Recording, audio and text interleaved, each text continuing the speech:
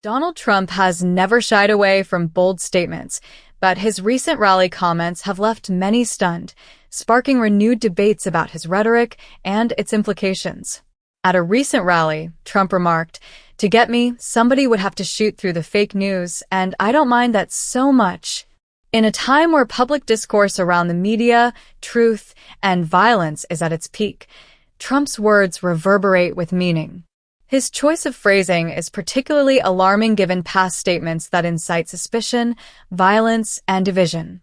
Critics argue that Trump's rhetoric has crossed into dangerous territory, blurring the line between metaphor and outright hostility. The question we face is pressing.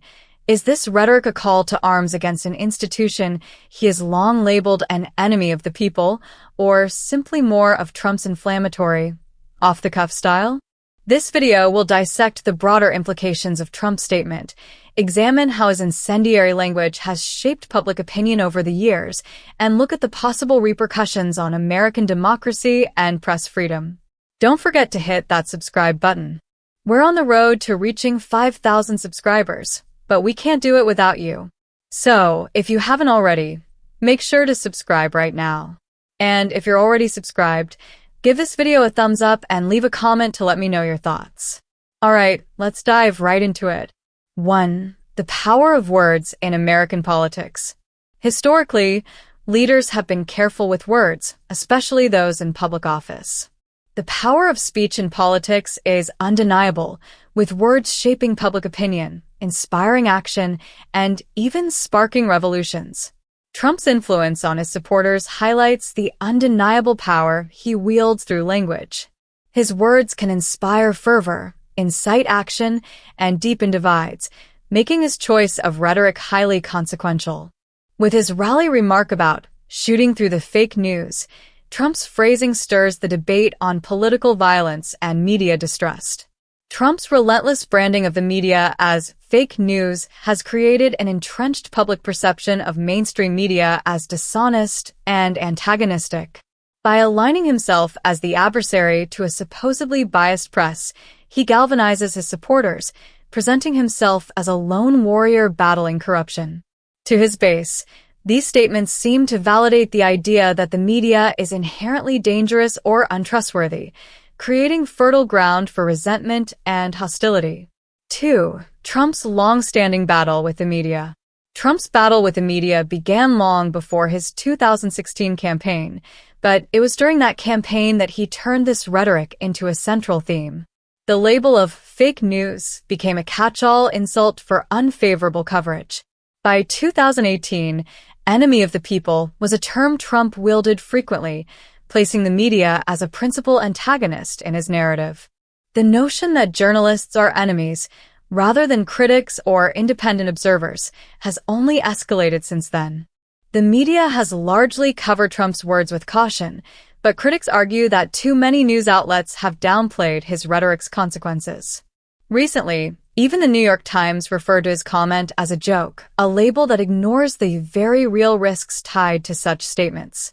This normalization of hostile rhetoric signals a dangerous precedent, suggesting that comments about violence against the press are just another chapter in his book of hyperbole.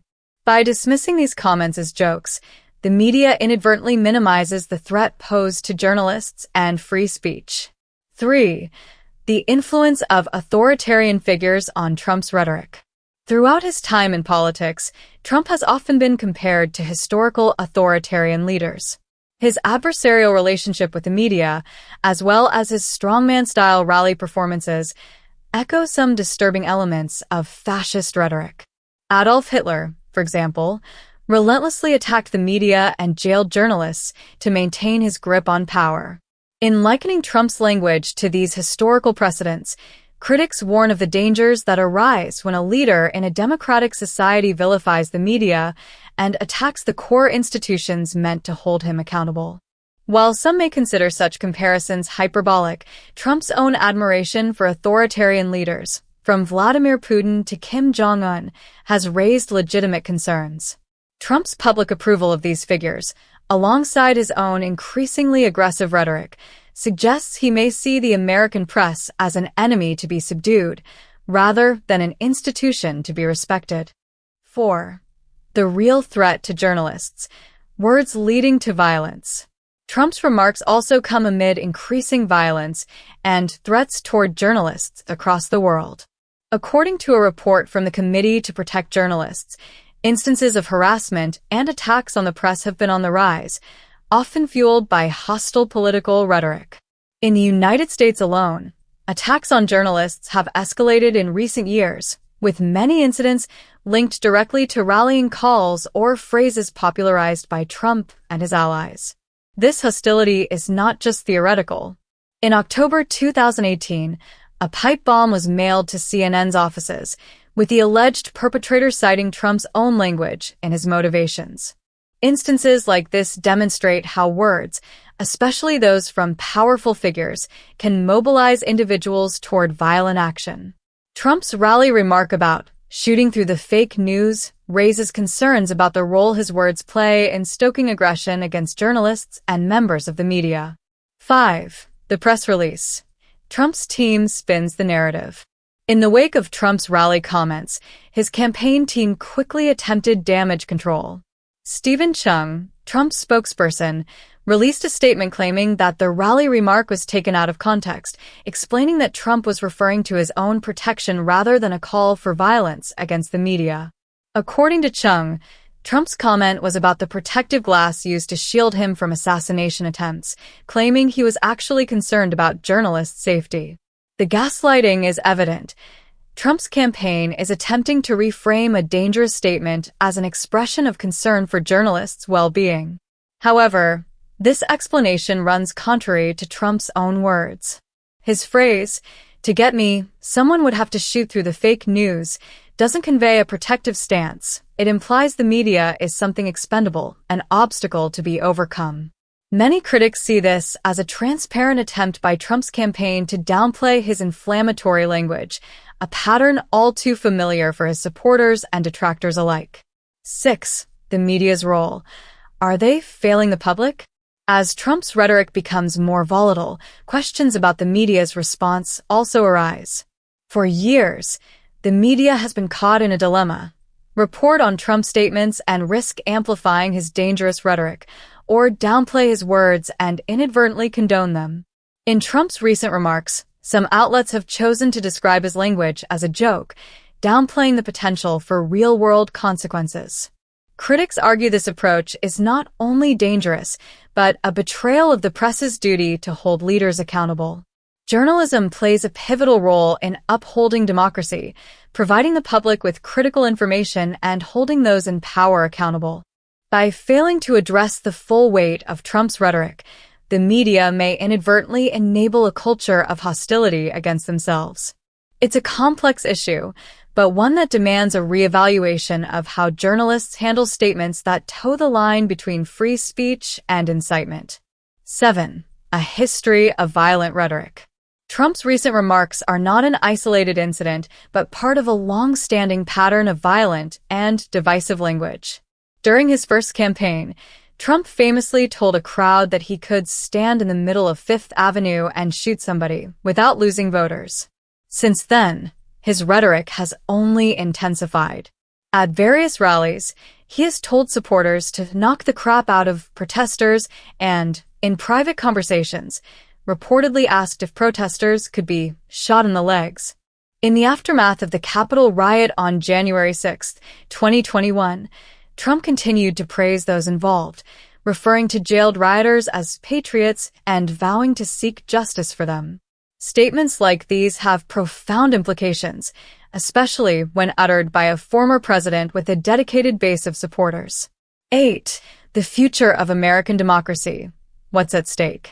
The real danger in Trump's remarks is their potential to destabilize American democracy.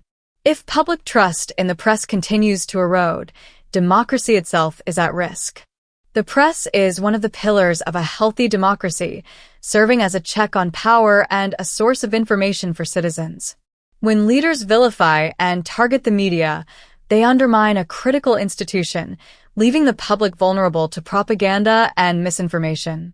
For democracy to survive, the press must be able to operate freely, without fear of reprisal or violence.